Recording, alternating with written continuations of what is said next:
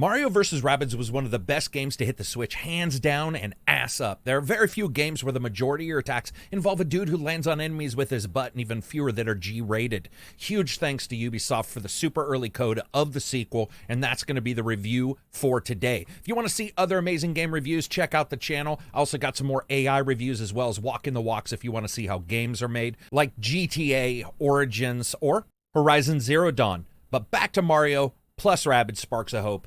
Yes, it's awesome. The turmoil in the galaxy this time is because this creature called Ursa is out there spreading dark matter called darkness, which is infecting the worlds. And of course, that threatens everybody, including the Rabbids. Now, in order to stop Ursa and her minions from destroying the galaxy, you got to preserve the sparks and restore peace to the galaxy. Mario and his buddies get together, go across numerous planets. And of course, his buddies mean the Rabbids. Now, if kids' cuddly toys came to life, Rabbids is most likely what a creature that was chewed on by dogs buried in the backyard and had his eyes removed and sewed back on by a mother who drank. That is pretty much what a Rabbids looks like.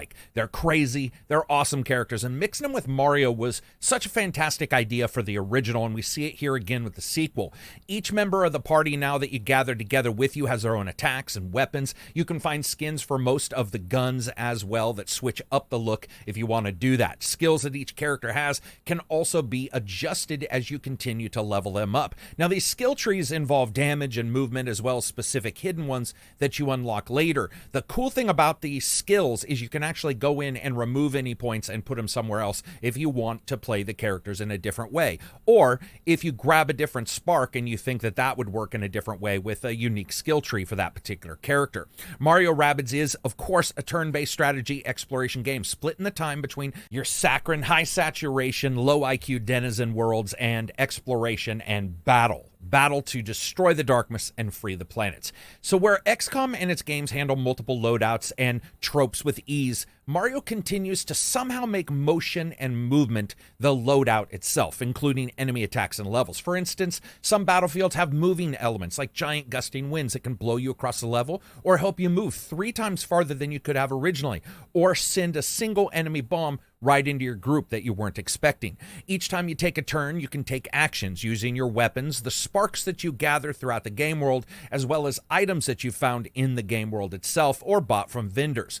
The magic of Mario and Rabbids in the original and here again is that slickness, the way it presents motion-based combat. It doesn't mean the removal of typical turn-based combat. You still have each enemy having their own weaknesses and strengths and insane moves that you can see. You dashing through enemies, then having another monster shoot you off the edge of a battle location is part and parcel for this title. It's the fact that it moves it all together and makes everything work so well that is astonishing to me. And we see that with the sequel. One thing that we do notice here is that a lot of those locations, especially the initial places that you go in the first 2 or 3 planets, weren't as enticing as battle locations as I thought they were in the first game.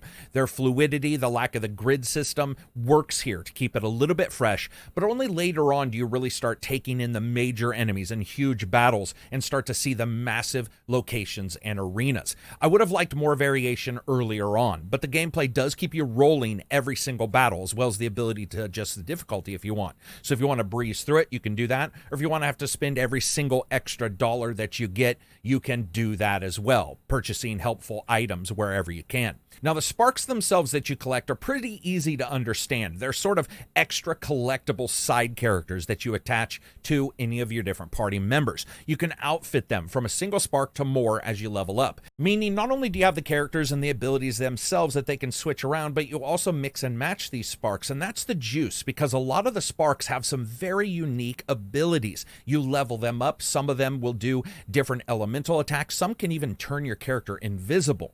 The overworlds themselves start out surprisingly basic, but as you progress on, you unlock more locations as you jump into your spaceship and travel to different planets, and the number of activities and a couple reasons to cause you to go back to some of those locations do help it a great deal, because what is a Mario game without secret spots? It has a ton of those, with you unlocking them as you move around the worlds, solving small puzzles and helping out the denizens of the warped little worlds wherever you can and with whatever small problems that they have. I will point out that these puzzles that you do and the different things that you have to figure out aren't necessarily Mensa level. They aren't difficult. But it doesn't matter. Mario doesn't hinge on insane difficulty or incredibly complex gameplay types. Its focus is on engaging a game world well imagined by gamers for years and then splicing another completely different company's game world into that, gluing together turn-based combat on top of it.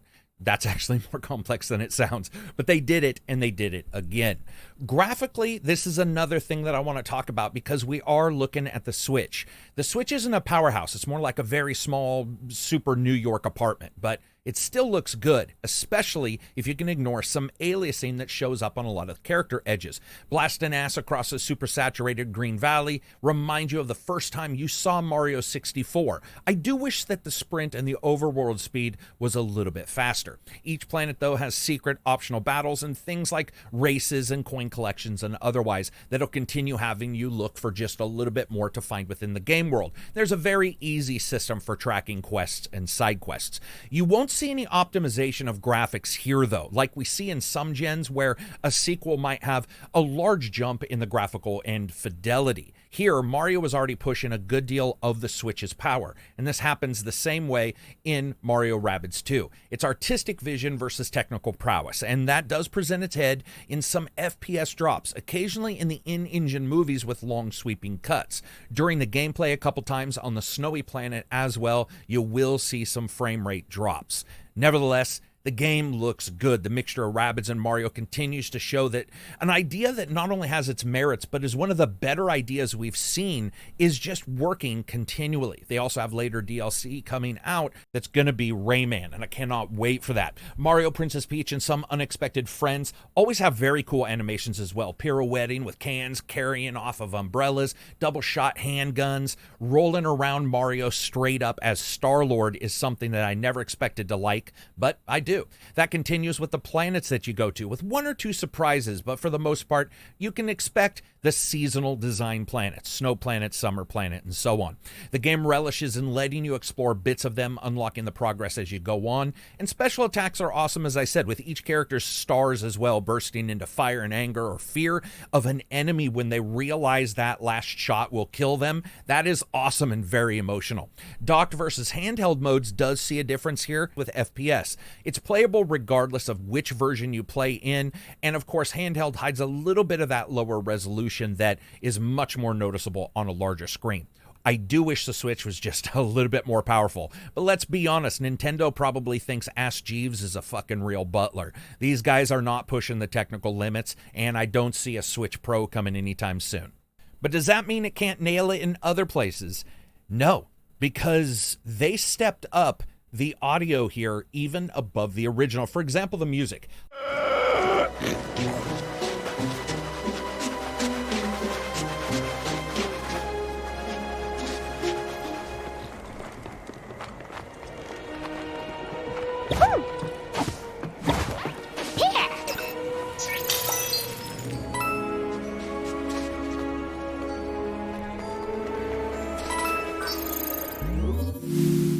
On approach to Palette Prime, known for the warm orange and yellow foliage of its wood and uplifting poetry.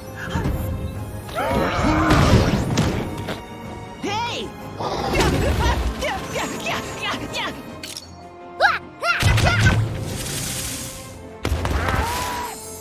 Sleepy time. High energy, cheery music, this type that you would expect, as well as large, more complex pieces. It's minuscule elements, though, that you will notice in this game. For example, strings chirping away when you're sneaking along behind enemies, and you can hear it in time with your footsteps. That's incredible. The number of composers who worked on this game is actually higher than normal. Nevertheless, it all fits together, with enemies having their own main themes, characters like new Rabbids introduced with expected Looney Tunes kind of tracks that speak towards creatures that have attempted to cross the road probably a couple dozen times and been hit most of the times they tried. When it comes to sound, it is also better than the original. At least it sounds like it to me. This is better when it comes to the dynamic level in particular, which seems to be a good deal livelier than the original games. For example, sound effects during battles and specials is a bit easier to parse. This is no more easily illustrated sonically than Peach. When she lofts a fireworks shield into the sky in a special, you can hear the different layers of the sparkle, the firework, the initial shot, and the explosion all inhabiting their own spot even as they continue to play and echo out. When it comes to the voice, more is voiced here than was voiced in the previous game, and I like that. There are still a lot of times where a character will be like, oh, or just say the first couple letters or the first couple words in a sentence, and then the rest is read. But a lot more characters are voiced, and the voices are fine. Rabbids sound suitably crazy, and the main characters sound, well, good enough for me. But I actually think the audio presentation here is better than the original game. And that brings us to fun factor. How does sound and music and graphics and gameplay all come together? That's the juice. That's probably the most important part. Mario plus Rabbids Sparks of Hope is a joy to play. It's stunning to me that Nintendo took this chance with a premier title and character, and that a third party like Ubisoft said, you know what, screw it. I'm going to join you and we're going to do it. Nintendo's usually so far behind the times, and it's good to remember that the devs didn't plan to make a totally different game in this sequel. It builds on the uniqueness of the original, as well as the fresh feeling of utilizing these characters in a unique gameplay system that we haven't seen before from Mario or Rayman and the Rabbids. The sequel builds on that. It changes some things, but it keeps the core solid gameplay all the way through the 30+ hours. And I gotta say, this is one of those titles that no matter what, I was stymied a couple times where I really couldn't figure out a special power, or there were a couple battles that were uniquely difficult just because of how I had set everything up. It didn't matter. I kept returning to it again and again, and I'm certainly going to do so with that DLC. So as you guys know, I rate games on a buy, wait for a sale, rent, or never touch it again rating system. And if you haven't figured it out by now, then I'm doing a terrible job, which probably isn't surprising. Yeah, it's definitely worth getting. The game is awesome. It's got some issues here and there with the FPS, and I gotta say, I didn't find that the free movement that they've changed up from the grid-based really did anything, because there's still somewhat of a grid there. It's just sort of hidden, a little bit more flexible because of how they've done it, but you can still tell exactly where you can move and exactly how far you can move. So the idea that that was changing a bunch of things isn't really as fleshed out as maybe they would like it to be. Do you think it's awesome? Do you think it's not awesome? I want to know in the comments, and actually leave me a comment if you watched this. All the videos that I'm doing, almost none of them are actually going to actual subscribers, and I'm told by you guys that that is true, and I apologize for that, but that's just the way YouTube is. Actually, I don't apologize. Fuck YouTube. But I do appreciate you guys watching this video. If you get a chance, make sure to hit subscribe if you're not. If you don't want to subscribe, that's fine. Make sure to leave a comment as well. Got a bunch of new videos coming. You've probably going to see at least one review coming out today, as well as another video tomorrow, another video in the next couple days, and a couple videos over this last weekend as well. Expect to see a new Eyes on Indies and a couple news videos. Peace out and enjoy the rest of your week.